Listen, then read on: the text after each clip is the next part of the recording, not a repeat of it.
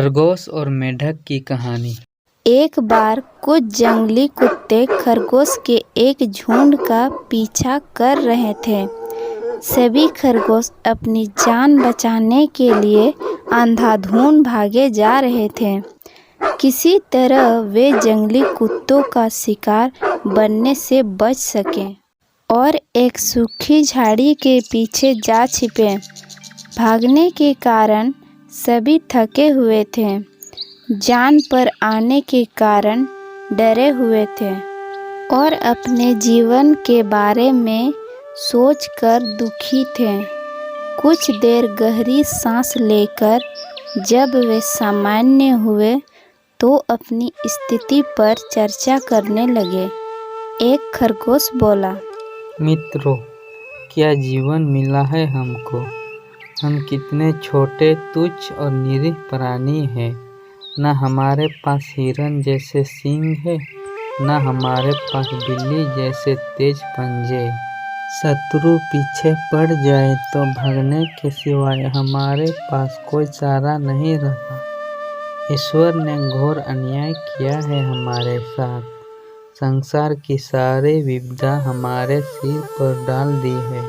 दूसरा खरगोश बोल पड़ा, सच कहते हो मित्र, हर समय प्राणों का संकट मंडराता रहता है। ऐसे भयपूर्ण जीवन से मैं बड़ा दुखी हूँ।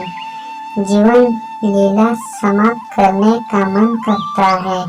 तीसरा खरगोश दुखी होकर बोला, मेरा मन भी करता है कि मर जाऊं। मैं अभी जाकर तालाब में कूद जाऊंगा। सारे खरगोश अपनी जीवन लीला समाप्त करने पर उतारू हो गए और उन्होंने तालाब में जाकर डूब जाने का मन बना लिया। यह निर्णय होते ही वे सभी तालाब की ओर चल पड़े।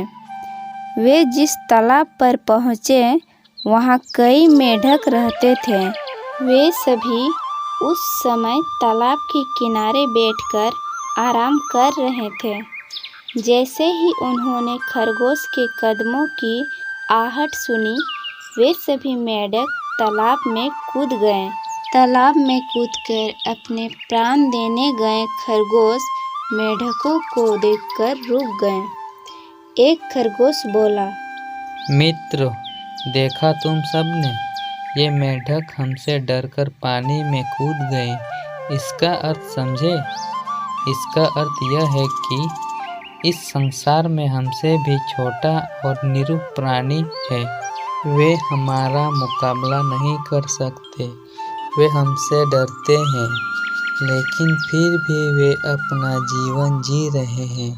तो हमें प्राण त्यागने की क्या आवश्यकता है। हमें निराश नहीं होना चाहिए। जब ये जी सकते हैं तो हम भी जी सकते हैं।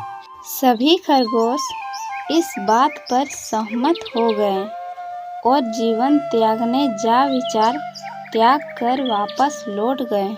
सीख: विपत्ति में कई बार हमें ऐसे लगता है कि संसार का सारा दुख हमें ही मिला है, किंतु वास्तविकता यह है कि संसार में हमसे कहीं अधिक दुखी लोग हैं। उनसे तुलना करें तो हम स्वयं को अच्छी दशा में ही पाएंगे। इसीलिए जीवन से निराश ना होकर हर विपत्ति का सामना कर जीवन जीना चाहिए।